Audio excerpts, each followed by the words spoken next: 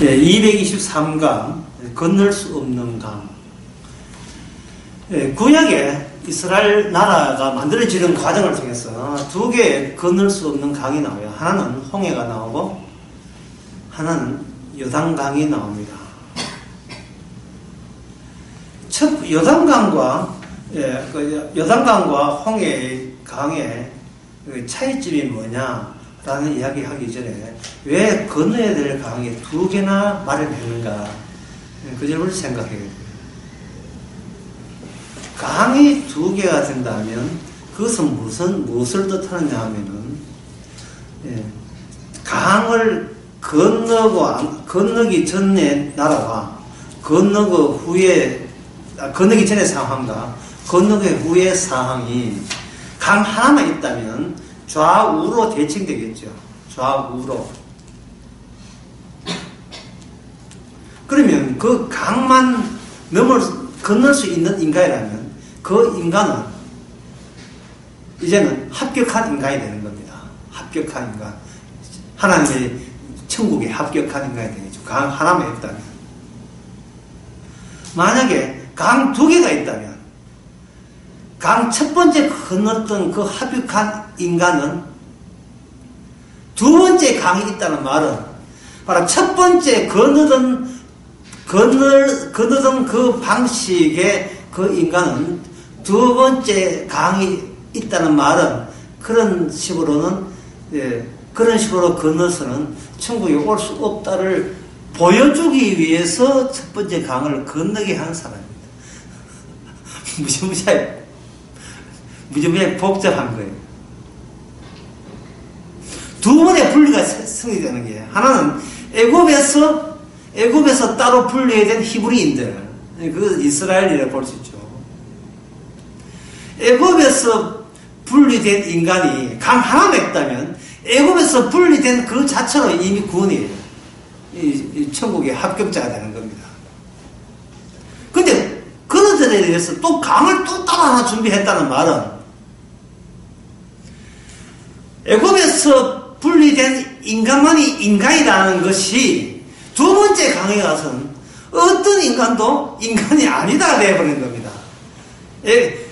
애굽에서 분리됐던 어떻든 간에 인간이라는 자체는 천국에 올 수 없다는 것을 분명히 보여주기 위해서 두 번째 강이 마련되는 거예요. 그리고 첫 번째 강, 두 번째 강 특징이 뭐냐? 둘 다 인간의 능력으로 건널 수 없는 강이에요. 건널 수 없는 강을 두 개나 마련해서 했던 겁니다. 첫 번째 강에서 홍해죠. 홍해에서 그들이 건널 수 있었던 것은 바로 어린 양의 피를 바름으로써 건넜던 거예요. 그럼 어린 양의 피를 바르면 이건 한 번이죠. 어린 양의 피를 바르면 단 한 번으로 강을 건너게 돼요. 어린 양의 피를 발랐던 그 사람들이 이제 홍해를 건넜다. 그런데 두 번째 요단강을 건널 때는 길이 없어요. 길이 없는데 길을 내야 되겠죠. 길이 없다는 말은 홍해를 건너온 자들을 하나님께서 천국에 넣어주지 않겠다는 단호함입니다. 천국 가는 길이 없어요. 홍해를 건너왔는데 요단강 길이 없어요. 그러면 요단강 길이 없다는 말은 너희들이 인간이냐? 그렇다면 들어갈 수 없는 나라. 인간이라는 단지 그 이유 때문에 들어갈 수 없는 나라예요. 그럼 뭘 보여주겠어요? 천국은 인간이면 못 들어간 나라. 그러면 천국은 왜 있느냐? 무엇을 위해서 있는 나라냐? 그것은 하나님의 언약궤를 위해서 있는 나라예요. 요한계시록 나옵니다. 그 하늘의 보좌에 언약궤가 보이니까. 언약궤를 제사장이 메고 요단강 한복판에 설 때 전에 홍해에서 일어났던 똑같은 현상이 벌어집니다. 자, 첫 번째 홍해에 있을 때 무슨 현상이 벌어졌죠? 물 사이에 갈라지면서 길이 나온 거예요. 물 사이에 갈라지면서.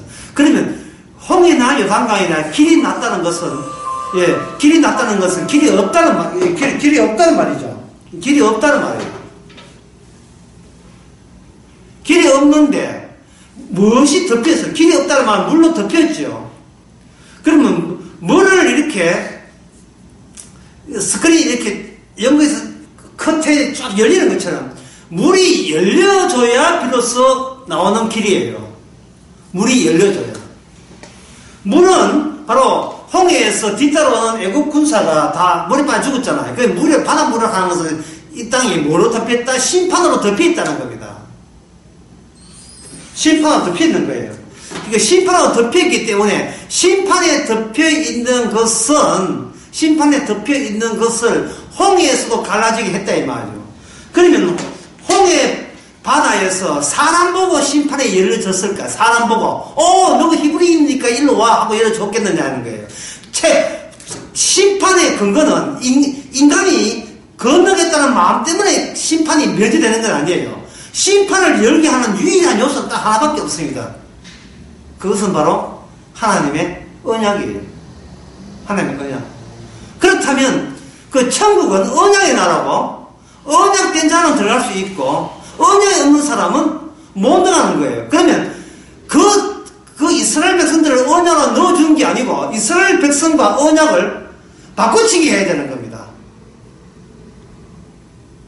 이스라엘과 언약을 바꾸치기 해야 돼요.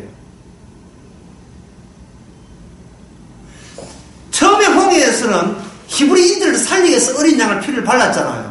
그런데 그 피가 두 번째 강 요단강에서는 뭐냐 하면 살려내는 피가 아니라 그 피 안에 모든 인간이 죽어야 되는 피예요. 피가 인간을 죽이고 피가 인간을 죽였던 그 인간들만이 피를 앞장서서 두 번째 강물이 열리는 겁니다. 열리는 거예요. 그러면 이스라엘 백성들은 자기 자격으로 천국에 못 가고 철저하게 언약의 피에 종속돼야 돼요. 하나님의 피에 종속되는 겁니다. 그러면 우리가 이 땅에 살면서 사는 게 뭐냐? 하나님의 십자가의 의를 살리기 위해서 우리는 매일같이 죽음으로 조금씩 끌려가는 거예요.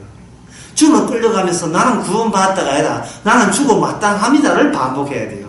나는 이제 죽으면 천당 간다 이게 아니라 오늘 또 나를 죽이는 분은 세월도 아니고 나이도 아니고 시간도 아니고 나를 죽이는 것은 오직 십자가의 피만이 나를 죽이십니다. 십자가 피에서 나를 죽이십니다.